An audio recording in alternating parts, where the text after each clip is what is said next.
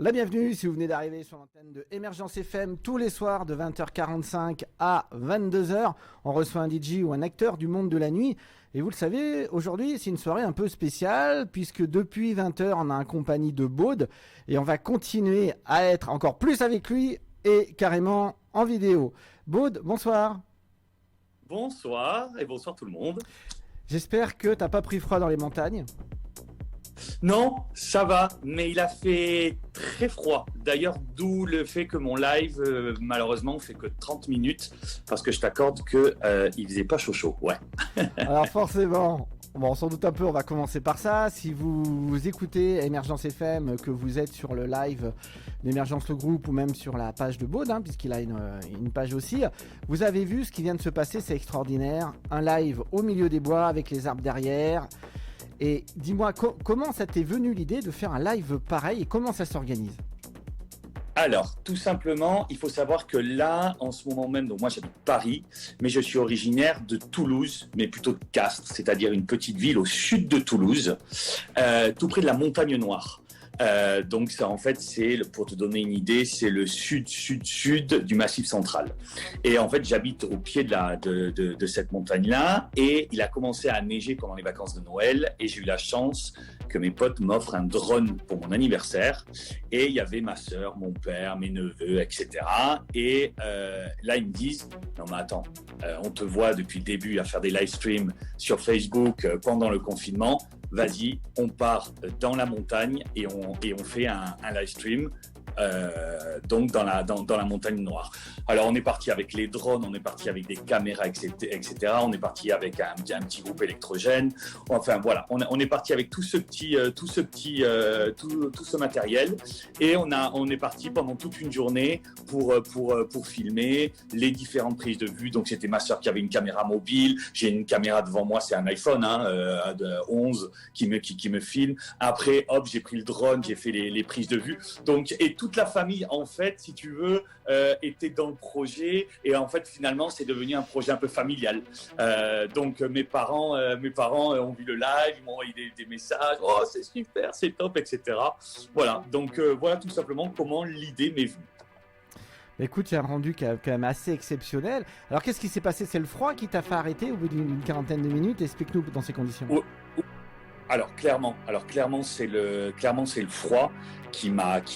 Là, il faisait, je sais pas combien de degrés il faisait, mais moi, ma sœur, elle tenait la caméra, elle en pouvait plus, elle avait les doigts gelés.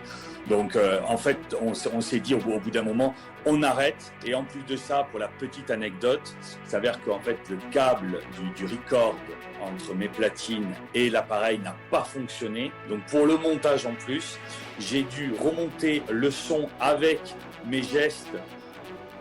J'ai essayé de remonter donc voilà, de temps en temps il y a peut-être des petites erreurs et désolé, mais voilà, c'est la petite anecdote qu'il faut savoir par rapport à ce live.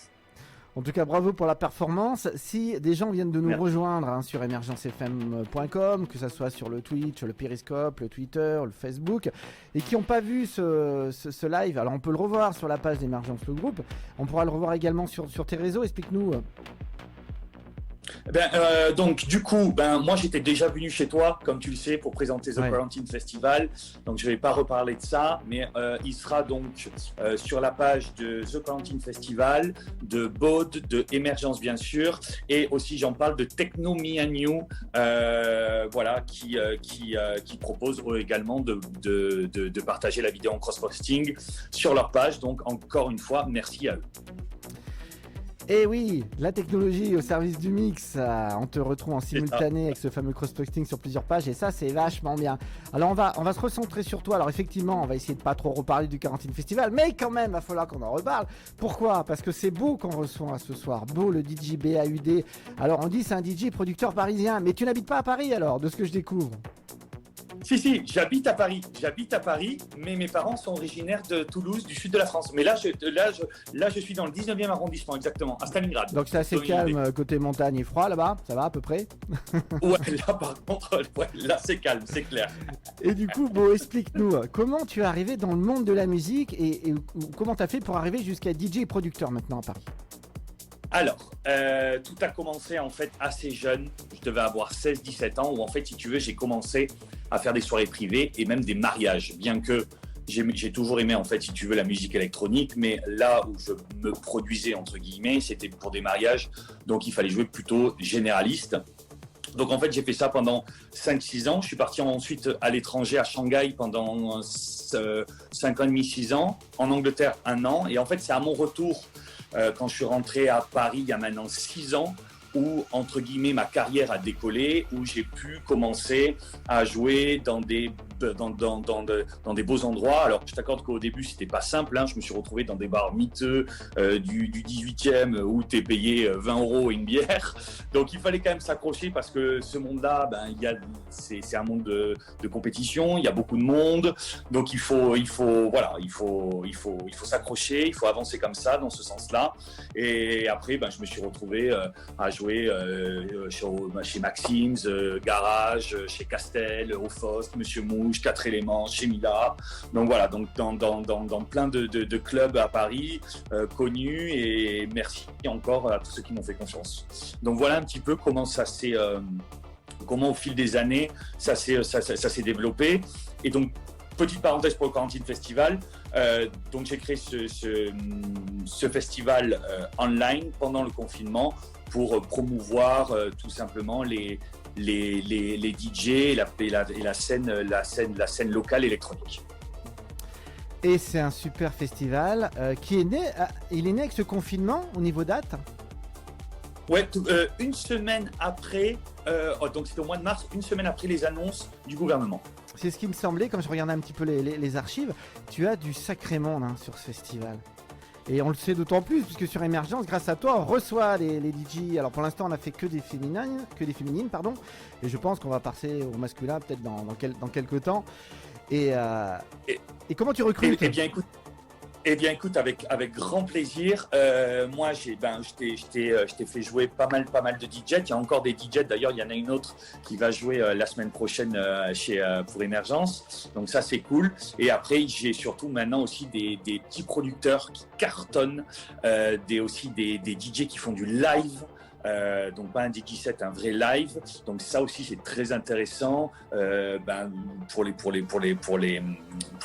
auditeurs. Bon, je sais pas, mais en tout cas au visuel c'est beau. Ils ont des instruments, etc. Bref, je vais pas rentrer dans les détails, mais j'ai plein de jeunes DJ live ex-producteurs qui je l'espère passeront sur Émergence. Eh ben tu nous lâches un scoop et tant mieux, merci en tout cas. Je pense qu'il y a des auditeurs qui vont être contents puisqu'on essaye d'être le plus large possible dans cette émission, et que ça soit de la petite main, comme on dit, c'est-à-dire quelqu'un qui va aider de temps en temps, jusqu'à la personne un peu plus experte en technique, le DJ, tout ce qui est serveur, souvent on n'en parle pas, mais tous les gens qui sont derrière les comptoirs, à l'entrée, les physionomistes.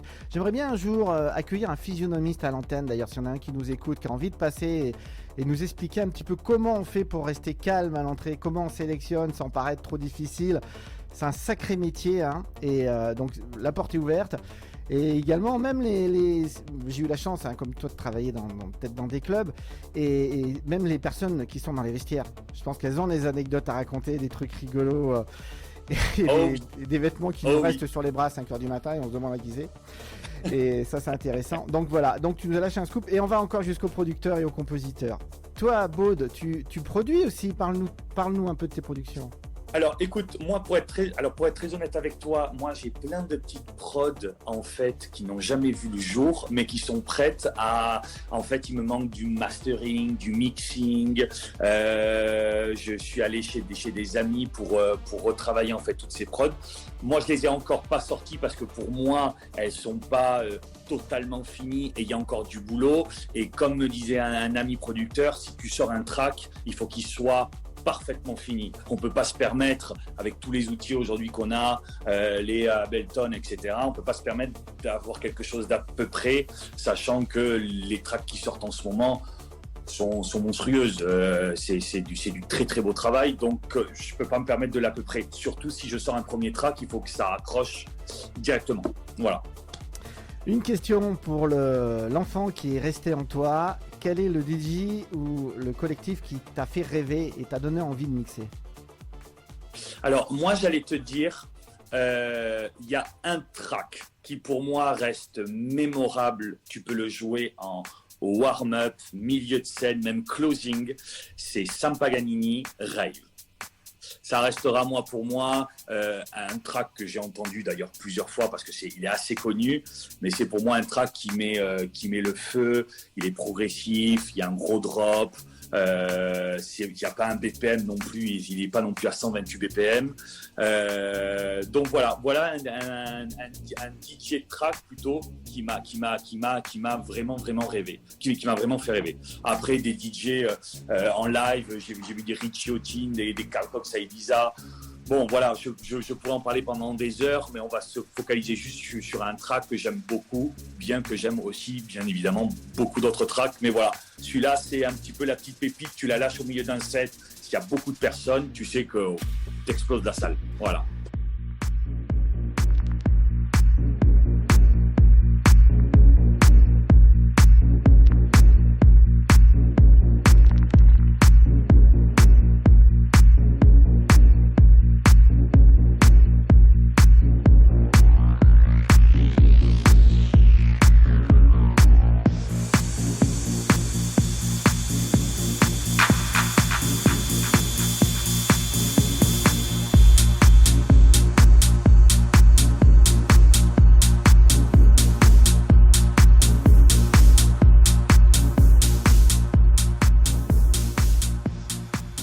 Ces fameuses balles, ces fameuses cartouches comme on dit, qu'on regarde de côté et on se dit celui-là je le passerai que quand ça descendra. Et je suppose que comme à tout DJ, ça t'est arrivé de balancer cette cartouche que personne ne suit, tu te dis là ça va être problématique ce soir. Ouais, ça c'est sûr. Ça c'est sûr. Ouais, ça m'est arrivé, ouais, malheureusement, ouais. Et là tu te dis bon bah allez, qu'est-ce qu'on va faire? Alors, on va vous souhaiter une bonne soirée. Je vous mets des slows. Bonsoir, merci à tous. Au revoir. Au revoir. Baud, dis-moi tout. On va réécouter ce soir un mix que tu avais fait pour une autre occasion et gentiment tu nous le passes. Qu'est-ce qu'on retrouve dedans? Alors, si tu veux, déjà pour te situer un petit peu, c'est un set que j'avais joué en live. C'était un live Instagram pour la page No Sleep Techno, qui est devenue d'ailleurs une énorme page. J'ai eu le gars, il a genre 130K, enfin bon, donc voilà, une grosse page. Et du coup, j'avais fait ça pendant le confinement l'année dernière. Et du coup voilà, ça me fait plaisir de le re-entendre. Et dedans, on trouvera un peu les classiques. J'ai pas tapé dans le track un peu pointu. Il y a du hardbat, il y a du moonwalk. Je crois qu'il y a du Fideles, Coeus aussi. Voilà, donc on reste propre, mais on sait que ça marche. Et connu, voilà. Bon, on a compris, on va se régaler, quoi. Voilà, tout simplement. Ouais, Baud, un petit rappel, tiens, de tes réseaux sociaux ou des endroits où on peut retrouver tes rendez-vous pour tes DJ notamment, tes prochaines dates. Alors, je sais que c'est calme en ce moment, mais comme je sais que tu fais aussi du virtuel, est-ce que tu as des choses à nous indiquer? Bien sûr. Alors, n'hésitez pas à aller sur ma page. Donc, pour toutes les pages SoundCloud, Instagram, Facebook, c'est @BaudML, donc @BAUDML. Voilà, là-dessus, vous verrez toutes mes actus, ce qui va se passer sur les prochains mois. Voilà, d'ailleurs, il y a une surprise qui arrive pour le mois prochain. Je n'en dis pas plus, mais il y a une belle surprise qui arrive pour le mois prochain. Et ensuite, si vous voulez suivre aussi les actualités du Quarantine Festival, il y a aussi d'autres quarantines qui vont se passer dans des clubs à Paris avec d'autres artistes. Et c'est @The Quarantine F, donc THEQURANTINEF. Voilà. Est-ce qu'on peut espérer un jour que tu prennes la 20 au départ de Paris et que, enfin un petit peu plus bas quand même, faut aller la chercher un peu plus bas, et que tu traverses Limoges et que tu t'arrêtes avec 2-3 DJ, tiens, chez nous? Eh ben, ça pourrait être top et c'est une excellente idée. J'espère qu'un jour ça pourra arriver et comme ça on fera même un petit DJ set dans les bureaux. C'est ce que j'avais dit, on en avait parlé avec Frédérica en rigolant il y a quelques instants, qui est une des DJ que tu connais. On s'est dit allez, on fera un festival, on te mettra en tête d'affiche et puis on fera un gros festival sur Limoges. Avec grand plaisir, carrément même.